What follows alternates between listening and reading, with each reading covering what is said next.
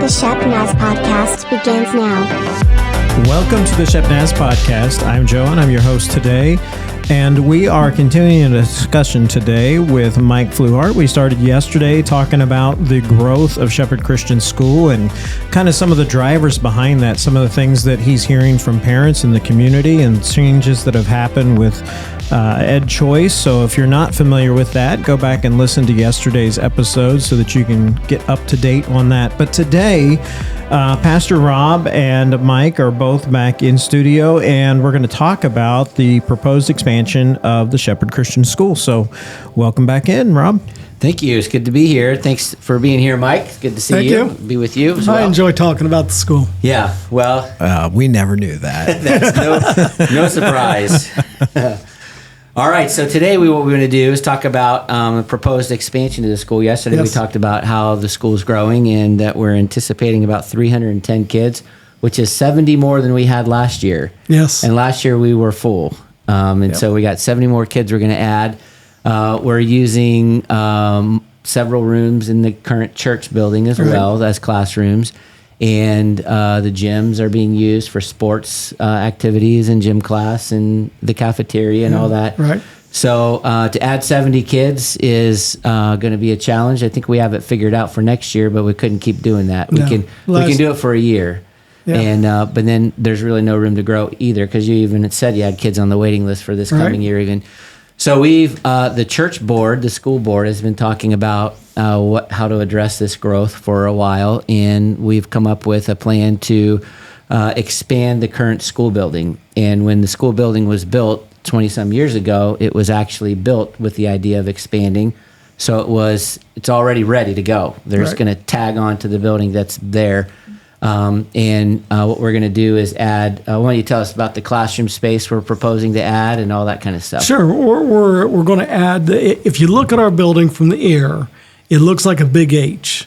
Mm-hmm. So the two legs on the east side of the building, like Rob said, can expand 4 in each hallway. Mm-hmm. And Rob mentioned just room. We've made it work this year, but we've grown a grade a year for the last few years. Mm-hmm. So next year, I'll be adding a third 4th grade classroom. Mm-hmm. So even as this building opens, without doing any other growth, I'm going to need one more of these 8 rooms. It's already full. Mm-hmm. We're using multiple rooms in the church, kind of making it work. Where I was working out some pen and paper on these 8 classrooms, mm-hmm. and in the next 3 years, those will be out of space. So we need to pay this potential loan off quickly. We will use these 8 rooms within 3 years. Yeah. Well, that's exciting. That's very exciting. Do you know about how many that'll get us up to? I wish I would have brought that. I think we'll not just like 700, 900. No. I wish. I do too. We'll get us just shy of 500. Okay.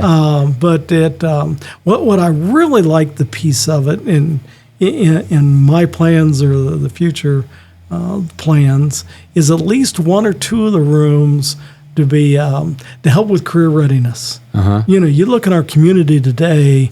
Some of the reason the kids are making the decisions they are is they don't have a direction, they don't have hope, or I every day get resumes for teaching positions, and you wouldn't believe the misspelled words or those basic skills from on resumes of people who want to be teachers. Yeah. I would love to have at least 1 of these rooms, if not 2, almost a career readiness and outreach to the community, whether the kids come to our school or not, be another resource to this entire area.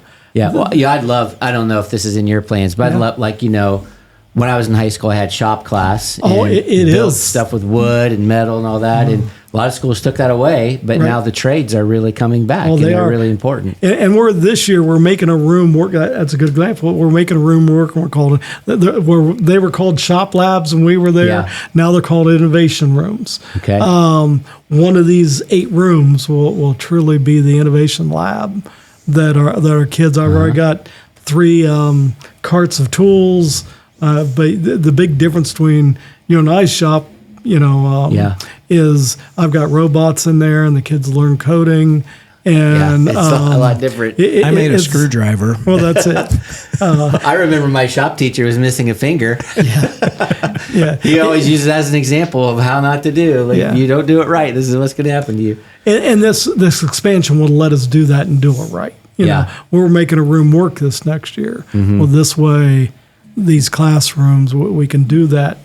For lack of better, it was called Shop for us. It's going to be the innovation, and That's that way good. the students can get into problem solving and project based learning, and learn to build and use their hands. That we, in many educational settings, we've lost that. Yeah, that's exciting. That's great. So we're proposing, and when I say propose, I'll make this clear that the church board and school board have proposed to the congregation that we build these 8 extra rooms, add these 8 extra rooms onto the school. And for us, the polity of our church is that the church would borrow the money or raise the money, and then the school is hopefully going to be able to pay all that off. Right. Because in our polity, we can't loan money, an auxiliary organization can't loan money. So because the school is a ministry of the church gets the money, takes care of that, and then it works out that way. But what we've done is contracted with McKnight Development, or we're in the process of that. They're the ones who built the original school building and have built a part of this building as well. And they're going to do that. And the proposed cost for that is about $1.9 million for the 4 or for the 8 classrooms. And then as a result of expanding the building, we had to make some other changes as well. One of them is that the building's going to bump out to where the current playground is. Right. So tell us a little bit about that. Sure, and the playground, even the last few years, has been an issue. It's a great playground, but it's small. Yeah, and 20 years old. And 20 years old. So as the school's grown, it's needed more area. And the Lord's blessed us with, 30-some acres, 28 acres here. And this last year, we cleaned part of it down to start a soccer field. And kind of the next steps is to put a playground out there. So currently, this past few years, we've had to divide the school in half at recess. And part of the kids get to play on the playground, part of the kids get to play on an empty field. Well, that's that's a challenge. Well, what this will do is we'll put it on a playground that, again, and the kids all together will be out on that playground, and field now has soccer goals, and we're looking at other expansion out there. Yeah, so we'll remove the playground that's there now, that's been there 20 years, because the school is going to bump right up against it.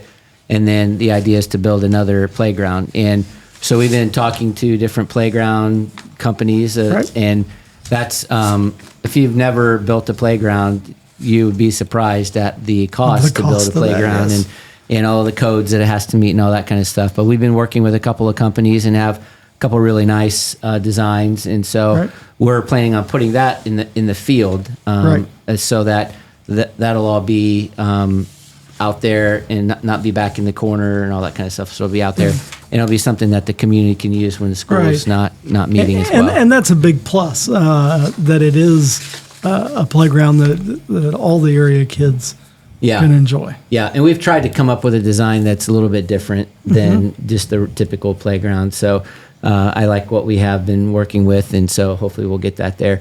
Then the other thing we wanted to add to that was a pavilion or a shelter house. And so we're looking at like a 40 by 60 shelter house that we would put out there near the playground and soccer field.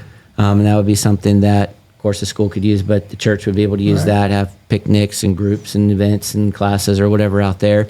And it would be something available for the community to use as well. So really kind of trying to tie the outreach of the school together to outreach in our community, whether you're a part of the school or not, and giving them places and facilities to use to be a part of, to use here on the grounds. So all together, that's about $2.5 million is what we're looking at.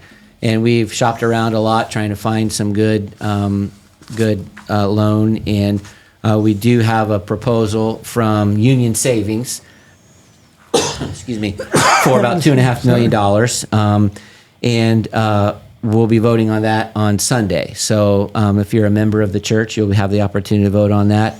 And you can, do we have this online anywhere for people to see? Yeah, actually, we'll go ahead and include a link to that in the notes. But currently right now, if you go to shepnaz.org/message-notes, because that's where our message notes are from last week, you'll see a button there that says the vision packet, and you can look at all the information that we're talking about right now. Okay, good. So if you go to the website, you'll be able to see all the information there. So we put a packet together, totally transparent. It's got our balance sheet, how much money we have, what our current debt is, so our liabilities and our assets, and how much we're going to be borrowing, what the interest rate is, the terms of the loan, all that kind of stuff. So if you're a member of the church, you'll have the opportunity to vote on that, and that's kind of how that goes. So our board has proposed that to the congregation. The district advisory board has approved it, which is part of our polity.